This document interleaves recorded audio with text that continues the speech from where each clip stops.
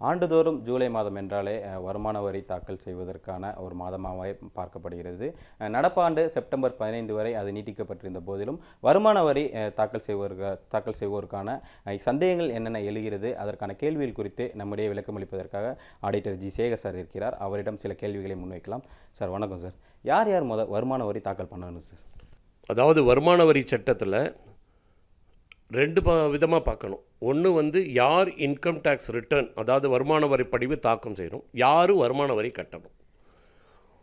வருமான வரி ரிட்டர்ன் யாருக்கெல்லாம் 2.5 லட்சத்துக்கு மேலே வருமானம் இருக்கோ, 2,50,000 மேலே வருமானம் இருக்கோ, அவங்க எல்லாம் இன்கம் டேக்ஸ் ரிட்டர்ன் ஃபைல் பண்ணணும்.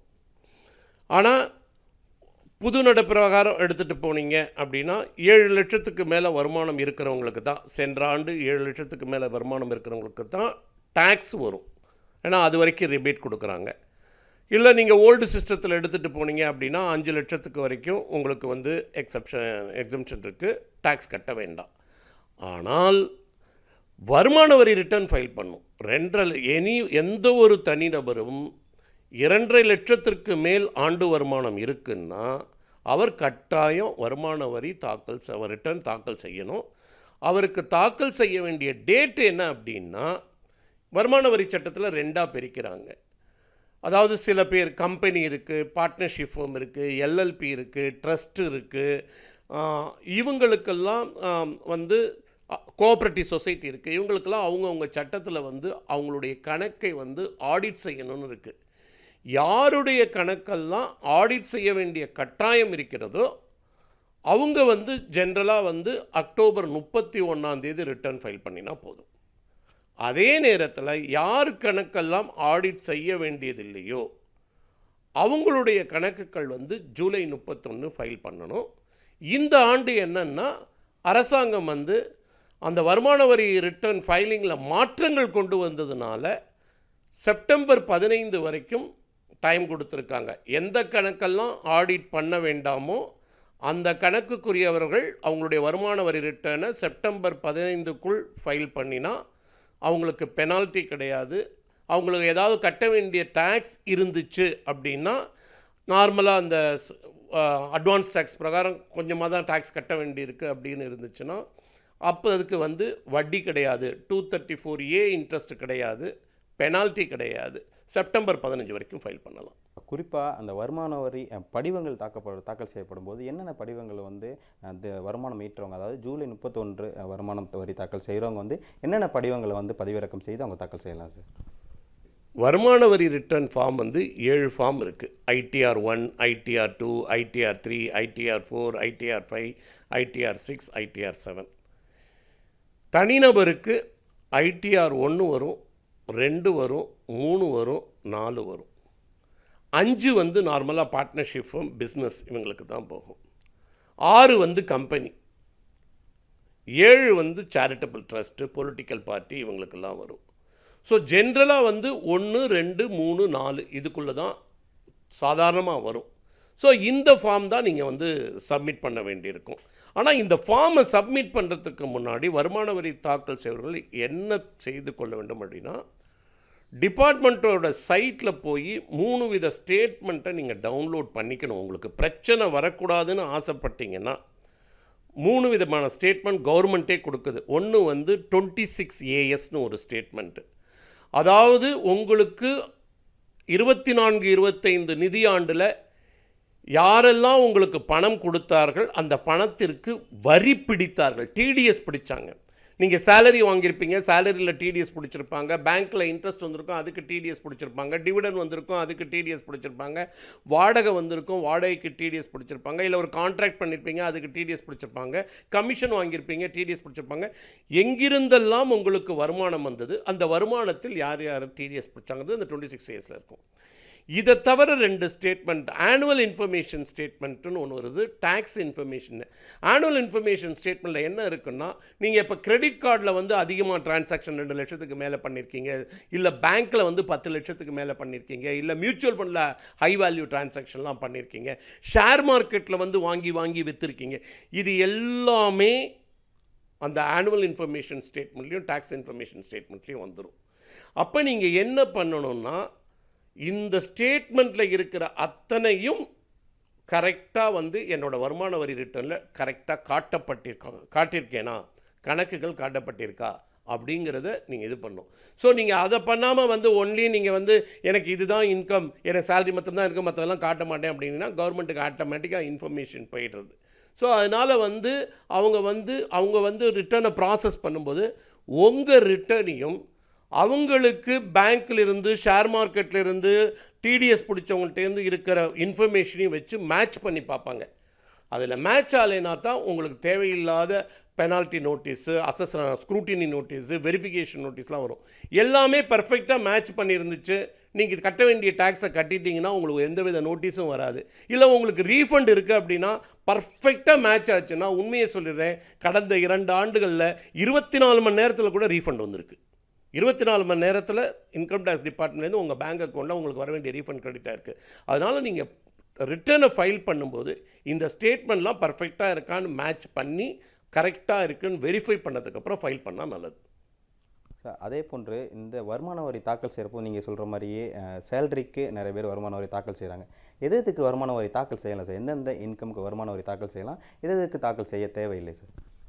நான் ஏற்கனவே சொன்னேன், உங்களுடைய ஆண்டு வருமானம் 2,50,000க்கு மேலே வருமானம் போயிட்டால் நீங்கள் பண்ணணும், வருமான வரி ரிட்டர்ன் ஃபைல் பண்ணணும். இதில் தெரிஞ்சுக்கங்க, வருமான வரியில் 5 பாகமாக பிரிக்கிறாங்க. சேலரி வருமானம், வீட்டிலிருந்து வர வாடகை வருமானம், பிஸ்னஸ் வருமானம், கேபிட்டல் கெயின் அதாவது சொத்துக்களை விற்பதன் மூலம் வருகிற லாபங்கள், மற்ற வருமானங்கள், இதர வருமானங்கள் அப்படிங்கிறது என்ன, புரோக்கரேஜு, கமிஷனு, இல்லை வந்து பேங்க்கில் வர வட்டி, டிவிடெண்டு, யாராவது உங்களுக்கு கொடுக்குற கிஃப்ட்டு, இந்த மாதிரி. ஸோ வருமான வரியில் அந்த வருமானத்தை 5 விதமாக பிரிக்கிறாங்க. அந்த 5 விதமாக பிரித்ததில் உங்களுக்கு வந்து அது 5 வித ஹெட்லேயும் ஆடு பண்ணி வர வருமானத்தை வந்து 2.5 லட்சத்துக்கு மேலே இருந்தால் பண்ணும். யார் வந்து வருமான வரி ரிட்டர்ன் ஃபைல் பண்ண வேண்டாம்னா, ஜென்ரலாக அக்ரிகல்ச்சரல் இன்கம் இருக்கிறவங்க, ஒன்லி அக்ரிகல்ச்சர் இன்கம் இருக்கிறவங்க, வேறு எந்த வித வருமானமும் இல்லை வருமானம் இருக்குது, அது 2.5 லட்சத்திற்கு மேல் போகவில்லை என்றால் அவங்க வந்து ரிட்டர்ன் ஃபைல் பண்ண வேண்டாம். இது தெரிஞ்சுக்கணும். இப்போ வருமான வரி ரிட்டர்ன் ஃபைல் பண்ணவங்கள்ட்ட நான் ஒன்று சொல்லிக்க விரும்புகிறேன். நீங்கள் வருமானம் இருந்தால் தான் ரிட்டர்ன் ஃபைல் பண்ணுங்கிறது இல்லை, நஷ்டம் இருந்தால் கட்டாயம் ஃபைல் பண்ணுங்கள். இப்போ உங்கள் வியாபாரத்தில் நஷ்டம், வியாபாரத்தில் 2 விதமாக நஷ்டம் வரலாம். ஒன்று வந்து தேய்மானத்தின் மூலம், நீங்கள் வாங்கின சொத்துக்களின் தேய்மானம், உங்கள் வியாபாரத்துக்கு பில்டிங் வாங்கியிருப்பீங்க, மிஷினரி வாங்கியிருப்பீங்க, உங்களுக்கு கேஷ் லாஸ் இருக்காது, ஆனால் தேய்மானம் கிளைம் பண்ணுறதுனால, சட்ட பிரகாரம் தேய்மானம் கிளைம் பண்ணுறதுனால உங்களுக்கு நஷ்டம் வந்திருக்கலாம். அந்த மாதிரி நஷ்டம் வந்திருந்தாலும், இல்லை கேஷ் நஷ்டமே வந்திருந்தாலும், நீங்கள் கட்டாயமாக வருமான வரி ரிட்டர்னை அந்த டியூ டேட்டுக்குள்ளே ஃபைல் பண்ணணும். அதாவது இந்த ஆண்டு எடுத்திங்கன்னா செப்டம்பர் 15லையோ, ஆடிட்டுனா அக்டோபர் 31ன்னு சொல்லியிருக்காங்க, அதை எக்ஸ்டெண்ட் பண்ணாங்கன்னா அந்த எக்ஸ்டெண்டட் பீரியட்லையோ ஃபைல் பண்ணும். ஃபைல் பண்ணினா என்ன லாபம் அப்படின்னா, உங்களுக்கு வந்த நஷ்டங்கள் தேய்மானத்தின் மூலமாக, டிப்ரிசியேஷன் இங்கிலீஷில் சொல்லுவாங்க, அந்த டிப்ரிசியேஷன் மூலமாக வந்ததுன்னா அந்த நஷ்டத்தை பின்னால் வந்து பின்னாண்டுகளில் வரும், அதாவது எத்தனை வருஷம் கழிச்சு வேணாலும் அதை எப்போ வருமானம் வருதோ அந்த வருமானத்தோடு நீங்கள் செட் ஆஃப் பண்ணிக்கலாம். அதே நேரத்தில் கேஷ் நஷ்டமாக இருந்தால் அடுத்த 8 ஆண்டுகளில் உங்கள் பிஸ்னஸில் வர லாபத்திலேருந்து செட்டாப் பண்ணலாம். இந்த நஷ்டத்தை லாபத்திலேருந்து செட்டாப் பண்ணணும்னா நீங்கள் வருமான வரி ரிட்டர்னை டயத்துக்குள்ளே ஃபைல் பண்ணியிருக்கணும். சார் இந்த பிஸ்னஸில் வர நஷ்டத்துக்கு மாத்திரம்தானா அப்படின்னு கேட்காதீங்க. உங்கள் ஷேர் மார்க்கெட்டில் இல்லை ஒரு சொத்து வாங்கி விற்கிறதுல நஷ்டம் வந்தால் கூட 8 ஆண்டுகள் கேரி ஓவர் பண்ணலாம். அதே மாதிரி ஹவுஸ் ப்ராப்பர்ட்டியில் லாஸ் வந்திருந்தால் கூட 2 லட்சம் வரைக்கும் அந்த ஹவுஸ் ப்ராப்பர்ட்டி, சார் ஹவுஸ் ப்ராப்பர்ட்டியில் வட்டி கிளைம் பண்ணிவிட்டு நஷ்டமாக இருக்குது, 2 லட்சம் வட்டி வரைக்கும் லாஸ் வரைக்கும் கிளைம் பண்ணிக்கலாம். அதை வந்து பிற்காலத்தில் பின்னாடி வர 8 ஆண்டுகளில் இருக்கிற வீட்டு வாடகையின் வருமானத்தில் செட்டப் பண்ணிக்கலாம். இந்த பெனிஃபிட்டெல்லாம் அரசாங்கம் வந்து கொடுத்துருக்கு. அந்த பெனிஃபிட்டை நீங்கள் என்ஜாய் பண்ணணும்னா, அதான் சொல்கிறேன், வருமானம் இருக்கிறவங்க தான், பாசிட்டிவ் இன்கம் இருக்கிறவங்க தான் ரிட்டர்ன் ஃபைல் பண்ணல. என்னை பொறுத்தவரை என்ன சொல்வேன்னா, நெகட்டிவ் இன்கம் இருக்கிறவங்க தான் ஃபஸ்ட்டு போய் ஃபைல் பண்ணணும். ஏன்னா அதை கேரி ஓவர் பண்ணி செட் ஆஃப் பண்ணுறதுக்கு உங்களுக்கு சட்டத்தில் கொடுத்துருக்காங்க. ஒரு சின்ன உதாரணம் சொல்கிறேன். இப்போ ஒருத்தர் ஹார்ஸ் ரேஸில் இருக்கார், அந்த ஹார்ஸ் ரேஸில் லாஸ் வந்ததாக கூட 4 வருஷம் வருமானத்தில் நெக்ஸ்ட்டு லாஸ் 4 வருஷத்தில் வர லாபத்தில் செட்டப் பண்ணிக்கலாம். எந்த சோர்ஸில் லாஸோ அந்த சோர்ஸோட லாஸ் ரிட்டர்னை கரெக்டாக ஃபைல் பண்ணிங்க, டயத்தில் ஃபைல் பண்ணிங்கன்னா ஃப்யூச்சர் இன்கத்தில் அதை செட்டப் பண்ணுறதுக்கு வந்து வருமான வரி சட்டத்தில் ப்ரொவிஷன் இருக்குது.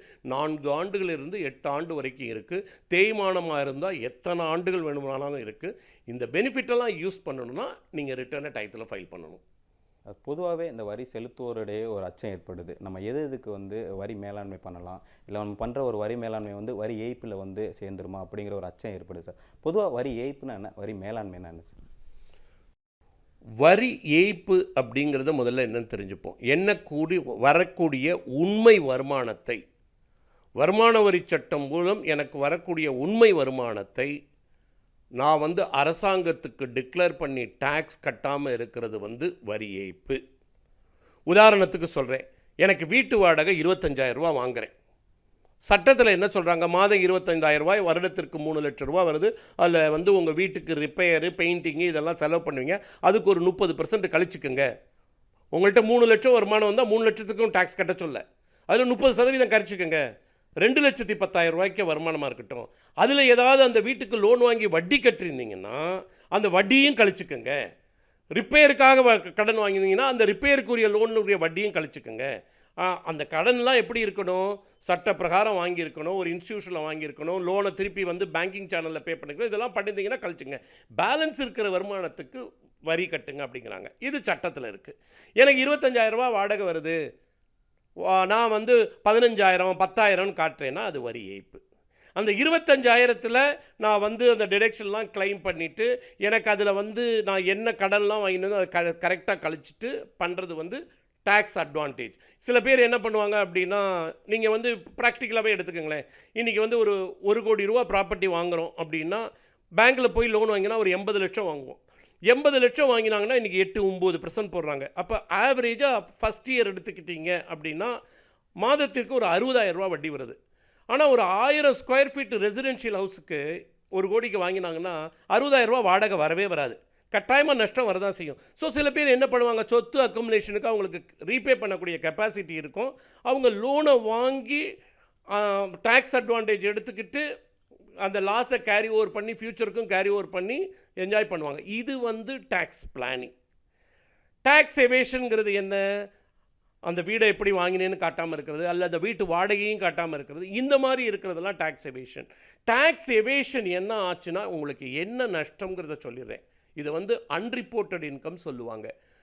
வருமான வரி சட்டத்தில் என்ன சொல்லுது அப்படின்னா, நீங்கள் அரசாங்கத்தை ஏமாற்றிய வருமானம் 50 லட்சம் ரூபாய் உள்ளுக்குள் இருந்தால், அதாவது ஒரு சின்ன உதாரணம் சொல்கிறேன், ஒரு வீடை விற்கிறீங்க, 40 லட்சத்துக்கு விற்கிறீங்க, கேபிட்டல் கெயின் வருது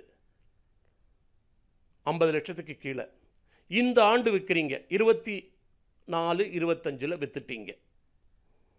அரசாங்கம் வந்து 3 ஆண்டுகள் from the end of the assessment இயர்னு சொல்கிறாங்க. அதாவது கணக்குக்கு 4 ஆண்டுகள். 2029 மார்ச் வரைக்கும் உங்களுக்கு நோட்டீஸ் விடலாம்.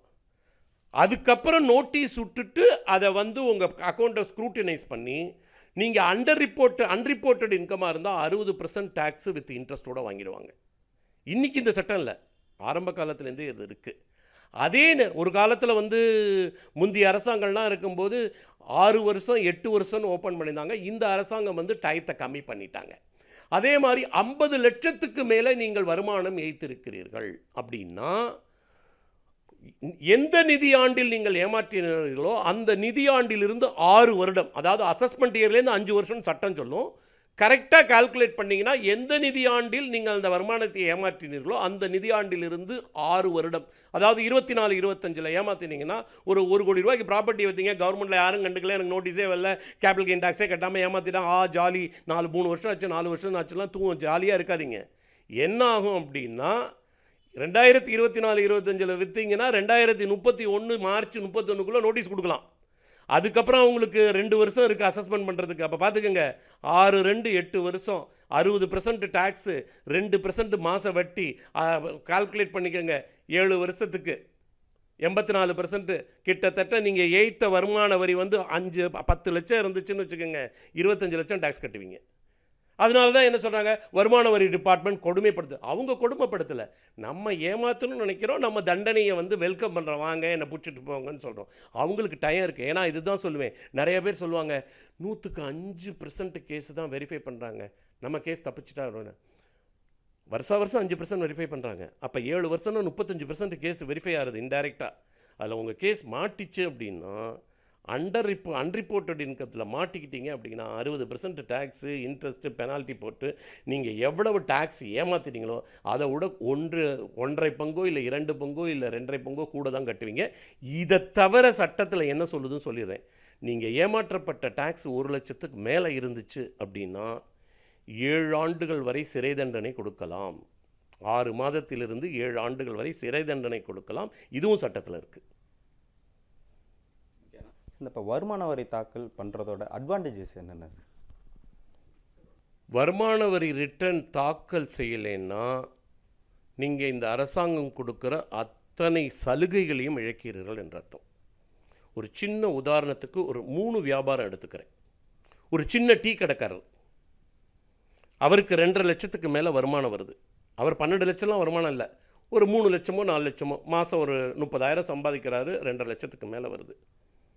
அப்படிங்கும்போது அவர் வருமான வரி ரிட்டர்ன் ஃபைல் பண்ணினார் அப்படின்னா அவர் ஒரு 3 லட்சம் வருமானம் அப்படின்னு சொல்கிறாருன்னு வச்சுக்கோங்க.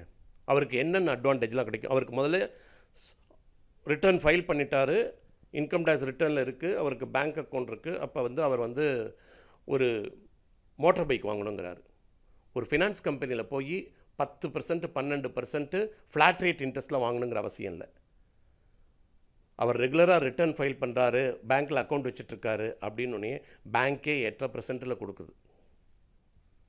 சரி, அவர் ஒரு சின்ன கிராமத்தில் இருக்கார், ஒரு சின்ன வீடு வாங்கணும்னு நினைக்கிறார், ஒரு லேண்ட் வச்சுருக்காரு, ஒரு 20 லட்சத்தில் ஒரு 300-400 ஸ்கொயர் ஃபீட் கட்டி ஒரு சொந்தமாக வீடு கட்டுங்கன்னா 20 லட்சம் ஹவுசிங் லோன் வாங்கிடலாம் பேங்க்கில். இது ஏன்னா உங்களுக்கு வந்து 36 லட்சம் 3 லட்சம் வருமானம் இருக்குங்கிறீங்க.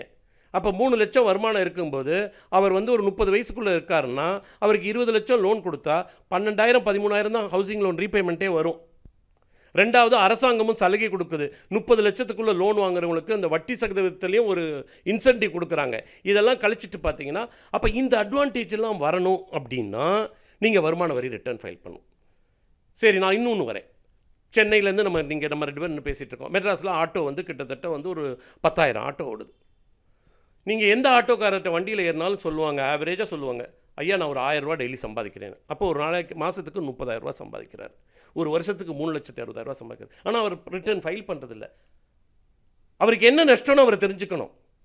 அவர் வெளியில் போய் ஆட்டோ வாங்கும்போது ஒரு ஃபைனான்ஸ் கம்பெனியில் வாங்குறாரு, ஒரு என்பிஎஃப்சி ப்ரைவேட் ஃபைனான்ஸு பேரெல்லாம் சொல்ல விரும்பல வாங்குறாரு. 2 லட்சம் வாங்கினேன் சார், நான் டியூ கட்டுறேன் சார் அப்படிங்கிறாரு. பார்த்தீங்கன்னா என்ன வட்டி அப்படின்னா 11% கொடுத்தாங்கம்மாங்க. அதை கால்குலேட் பண்ணி பார்த்தா பேங்க் ரேட்டை வச்சு கால்குலேட் பண்ணி பார்த்தா 18% நிற்குது.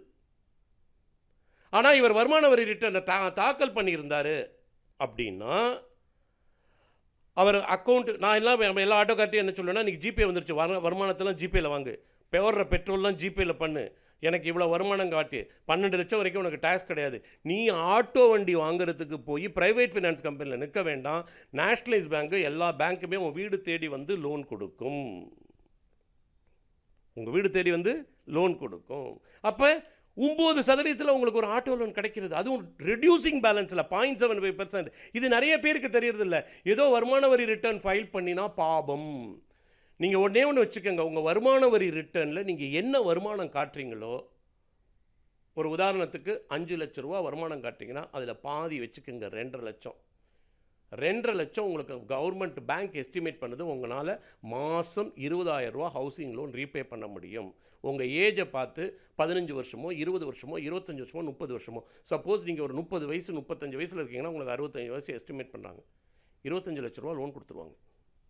எத்தனை %? 8.5%. ஸோ இதெல்லாம் தான் இருக்குது. டேக்ஸ், அதாவது ஃபினான்ஷியல் பெனிஃபிட்ஸ், அரசாங்கம் கொடுக்குற அத்தனை பெனிஃபிட்டும் கிடைக்கும். ரெண்டாவது வந்து உங்கள் பசங்களுக்கு எஜுகேஷன் லோன் வேணாலும் கிடைக்கும். எல்லா வசதியும் இதில் இருக்குது. நீங்கள் இப்போ ரிட்டர்னே ஃபைல் பண்ணலைன்னா உங்களுக்கு வருமானம் இருக்குங்கிறது எப்படி தெரியும்? அரசாங்கத்துக்கும் தெரியாது, லோன் கொடுக்கக்கூடிய ஆர்கனைசேஷன் பேங்கிங் செக்டாருக்கும் தெரியாது. அப்போ நீங்கள் ப்ரைவேட் லோனில் தான் போய் வாங்கணும். ப்ரைவேட் லோன் தான் போய் வாங்கணும்.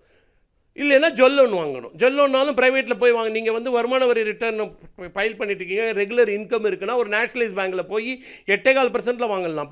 ப்ரைவேட்டில் போய் நீங்கள் வந்து 14% 16% லோன் வாங்கணுங்கிற அவசியமே கிடையாது. ஸோ முதல்ல என்ன சொல்கிறேன்னா, வருமான வரி ரிட்டர்ன் ஃபைல் பண்ணினால் மேஜர் அட்வான்டேஜ். இது வந்து ஒரு அட்வான்டேஜ். இன்னொன்று சொல்லிடுறேன், சிறு வியாபாரிகள்லாம் இந்த மாதிரி ரிட்டர்ன் ஃபைல் பண்ணுறீங்க. என்கிட்ட ஒரு ஆட்டோக்காரர் கேட்டார், சார் நான் வந்து எனக்கு ஹவுசிங் லோன்லாம் வேணாம் சார், ஆனால் ரிட்டர்ன் ஃபைல் பண்ணாலும் எனக்கு அட்வான்டேஜ். அப்போ நீ 3 லட்சம் உனக்கு இன்கம் இருக்குது அப்படின்னா 1 லட்சம் ரூபாய்க்கு உனக்கு ஒரு கிரெடிட் கார்டு கிடச்சிது. நீ அந்த கார்டை ப்ராப்பராக யூஸ் பண்ணேன்னா பெட்ரோலை வந்து நீ கிரெடிட் கார்டில் போட்டுகிட்டே இருக்கலாம். மாதம் எண்டில் போய் மொத்தமாக கார்டுலேருந்து வரும்போது நீ கட்டிக்கலாம். நீ அன்னன்னைக்கு காசு இருக்கான்னு தேடிட்டு இருக்க வேண்டாம். ஸோ அந்த அளவுக்கு அட்வான்டேஜ் இருக்குது. அதாவது அரசாங்கம் வந்து எல்லா விதமான அட்வான்டேஜும் கொடுத்துருக்கு. ஆனால் அந்த அட்வான்டேஜை நம்ம எடுத்துக்கிறதுக்கு தயாராக இல்லை. காரணம் என்ன நினைக்கிறோம், வருமான வரி ரிட்டர்ன் ஃபைல் பண்ணிட்டா, இன்றைக்கி நான் இன்கம் டேக்ஸ் ரிட்டர்ன் ஃபைல் பண்ணிட்டா நாளை காலையில் எங்கள் வீட்டு வந்து இன்கம் டேக்ஸ் ஆஃபீஸர் வாசலில் வந்து நின்றுட்டு என் கணக்கை காட்டு, அதை காட்டு, டேக்ஸ் கட்டு. அவங்களுக்கு இதுக்கெல்லாம் நேரம் கிடையாதுங்க. இந்தியாவில் 10 கோடி அசஸ்சி இருக்காங்க, டேக்ஸ் கட்டுறவங்க இருக்காங்க. இருக்கிறது 30,000 ஆஃபீஸர் கூட கிடையாது. அவங்களுக்கு கணக்கு பார்க்குறதுக்கு அவ்வளோ வேலை இருக்குது. ப்ராக்டிக்கலாக பார்த்தீங்கன்னா இந்த வருஷம் அரசாங்கமே சொல்லியிருக்கு, நாங்கள் 3 லட்சம் கேஸை தான் அவங்க வந்து ஸ்க்ரூட்னைஸ் பண்ணியிருக்காங்க. அவ்வளோதான் பண்ண முடியும் ப்ராக்டிக்கலாக. அதனால் எல்லார் நீங்கள் யார் பயப்படணும், தப்பு பண்ணுறவன் பயப்படணும். தப்பு பண்ணலாம், நேர்மையாக எனக்கு இவ்வளோ தான் வருமானம் இருக்குது, நான் கரெக்டாக கட்டுட்டேன். அதுவும் இப்போ வந்து இந்த ஆண்டுலேருந்து எடுத்துக்கிட்டிங்கன்னா 12 லட்சம் வரைக்கும் டேக்ஸே கிடையாது. அப்போ நீங்கள் வளரணும்னு ஆசைப்பட்டீங்கன்னா வாங்குகிற வருமானம் அனைத்தையும் வந்து பேங்கிங் சேனலில் வாங்குங்க, அரசாங்கத்துக்கு டிக்ளேர் பண்ணுங்கள், ரிட்டர்னை ஃபைல் பண்ணுங்கள். டேக்ஸ் இருந்தால் அந்த மினிமம் டேக்ஸையும் கட்டிட்டு போங்க. என்ன டேக்ஸ் கட்ட சொல்கிறாங்க, உங்களுக்கு 24 லட்சம் வரைக்கும் 20% தான் டேக்ஸ் இருக்குது. ஒரு காலத்தில் நீங்கள் சொன்னால் நம்ப மாட்டீங்க, 30 ஆண்டுகளுக்கு முன்னாடி நான் 1995 நான் வருமான வரி கட்டிகிட்டு இருந்தேன். 1 லட்சம் ரூபாய்க்கு மேலே வருமானம் இருந்துச்சுன்னா இந்த நாட்டில் 65% டேக்ஸ் இருந்துச்சு. நம்ப மாட்டீங்க, வேணால் நான் ப்ரூஃப் பண்ணுறேன். நீங்கள் வேணால் போய் கொஞ்சம் சைட்டில் Google search what is the rate of tax in 95 96ன்னு போடுங்க, கூகுள் காட்டும். 55% 65% டேக்ஸ் இருந்துச்சு. அதனால் சொல்ல வேண்டியது என்னென்னா, நீங்கள் வருமான வரி ரிட்டர்ன் ஃபைல் பண்ணேன்னா government financial institutions and banking செக்டாரில் உங்களுக்கு என்னெல்லாம் பெனிஃபிட் கிடைக்குமோ அத்தனை பெனிஃபிட்டும் உங்களுக்கு கிடைக்கும்.